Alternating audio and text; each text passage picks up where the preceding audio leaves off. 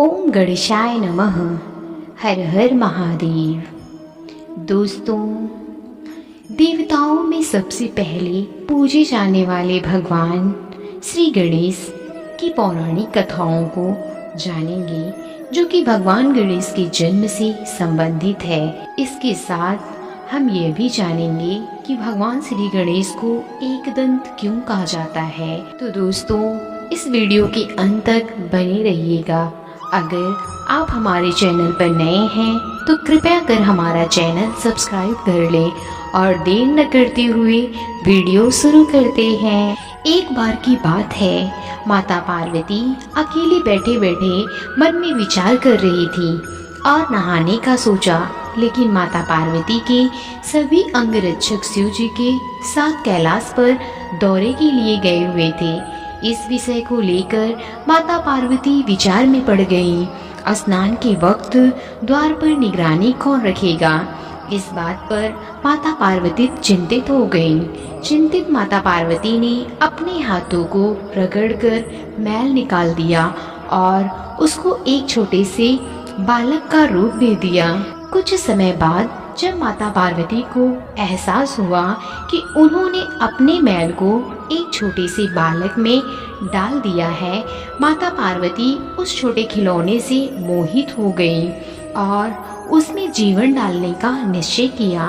तब माता पार्वती ने अपनी दिव्य शक्ति से उस खिलौने को एक सुंदर जीवित बच्चे में बदल दिया। अब जैसे ही बच्चा चेतन हुआ, सबसे पहले बोला, माते कोटि कोटि प्रणाम। माता पार्वती ने उस बच्चे को आशीर्वाद दिया और दोनों ने खूब बातें की। कुछ समय बाद उस बच्चे को भूख लगी। माता पार्वती ने आंखें बंद की और मंत्र सिद्ध कर एक लड्डू उत्पन्न किया और उस बच्चे को दिया। अब माता पार्वती ने उस बालक से कहा कि उनको नहाना है और आपको द्वार पर निगरानी और ध्यान रहे, कोई भी अंदर आ नहीं पाए। माता पार्वती ने आंखें बंद की और एक दिव्य दंड को जागृत किया और उस बालक को दे दिया। अब वह बालक द्वार पर जाकर खड़ा हो गया और द्वार की सुरक्षा करने लगा। कुछ समय पश्चात भगवान शिव वहां आ पहुँचे और द्वार के अंदर प्रवेश करने लगे। तब बालक ने अनजान व्यक्ति को देखकर सामने खड़े हो गए और अंदर प्रवेश होने से मना कर दिया। शिव जी ने कहा, तुम मेरे सदन में मुझे ही नहीं जाने दे रहे हो। लगता है तुम मुझे जानते नहीं हो। तुम जिस द्वार के सामने खड़े हो वह मेरा ही निवास है और अंदर जो स्त्री है वह मेरी अर्धांगिनी है। तब वह बालक बोला, अच्छा, वह आपकी पत्नी है तो हम भी उनके पुत्र हैं। हम आपको किसी भी स्थिति में अंदर नहीं जाने देंगे। मैं वचनबद्ध हूँ। भगवान शिव को गुस्सा आ गया और त्रिशूल तानकर एक झटके में उस बच्चे के धड़ और शरीर को अलग कर दिया और द्वार के अंदर चले गए। माता पार्वती गहने धारण कर रही थी। शिव जी को अंदर देख माता पार्वती ने पूछा, स्वामी आप अंदर कैसे आए? क्या आपको उस बच्चे ने रोका नहीं? तब भगवान बोले, उस बच्चे ने रोका, लेकिन वह अपने प्राण से गया।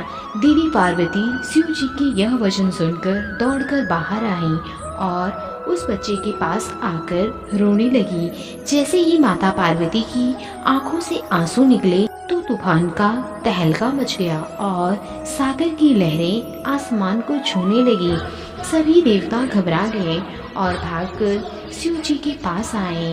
ब्रह्मा जी भी वहां आ पहुँचे। माता पार्वती को विलाप करते देख ब्रह्मा जी ने पूछा, बेटी तुम इतना विलाप क्यों कर रही हो? हम अभी पुनः इस मरे हुए बालक में प्राण डाल देते हैं। तभी शिव जी कहते हैं कि ये असंभव है, हमारे त्रिशूल से मारा जीव आज तक जिंदा नहीं हुआ है। तभी ब्रह्मा जी शिव जी से कहे, हे शिव, माता पार्वती इस संसार की पालन करता है। अगर इनका मन व्यतीत रहेगा तो धरती लोक में तहलका मच जाएगा, असुरों का प्रकोप बढ़ जाएगा। कृपया करके आप इसका समाधान बताएं। शिव जी ने अपने रक्षकों को बुलाया और कहा, उत्तर दिशा की तरफ जाओ। सबसे पहले जिसका सर मिले उसको लेकर आओ। रक्षक कुछ दूरी पर गए और वे एक हाथी के बच्चे के सर को लेकर आ गए। सभी देवताओं के आशीर्वाद से वह बच्चा पुनः जीवित हो गया। इतनी लंबी सूंड देखकर माता पार्वती ने कहा, इस बच्चे के गज के रूप को देखकर ये दुनिया इस पर हंसेगी। तब ब्रह्मा जी और सभी देवताओं ने कहा, यह बालक गजराज के नाम से जाना जाएगा।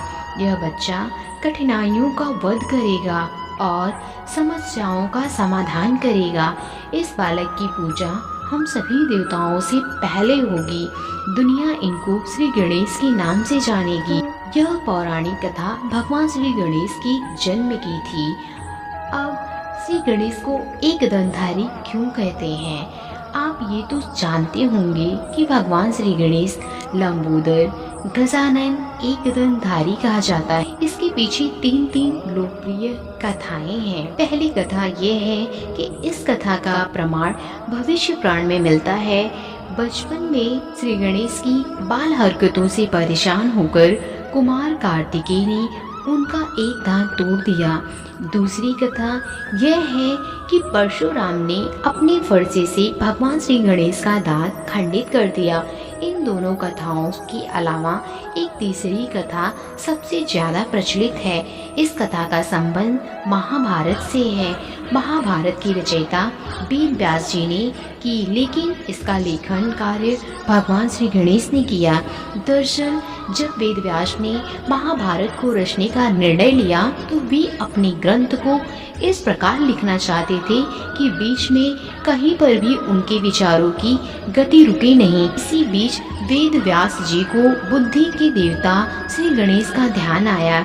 जब भगवान श्री गणेश और वेद व्यास जी का आमना सामना हुआ और लेखन की सहमति बनने लगी तो भगवान गणेश ने एक शर्त रखी। गणेश जी ने कहा, अगर लेखन के दौरान अगर आप एक क्षण के लिए भी न रुके तो मैं आपके ग्रंथ का लेखन बन सकता हूँ। तब वेद व्यास जी इस विचार से सहमत हो गए और कहें कि पर आप भी ठीक है, वैसे नहीं लिखेंगे जैसा मैं बोलूँगा। और दोनों में सहमति हो गई। महाभारत महाग्रंथ को लिखने में लगभग 3 वर्ष का समय लगा। इस बीच कई घटनाएं हुई।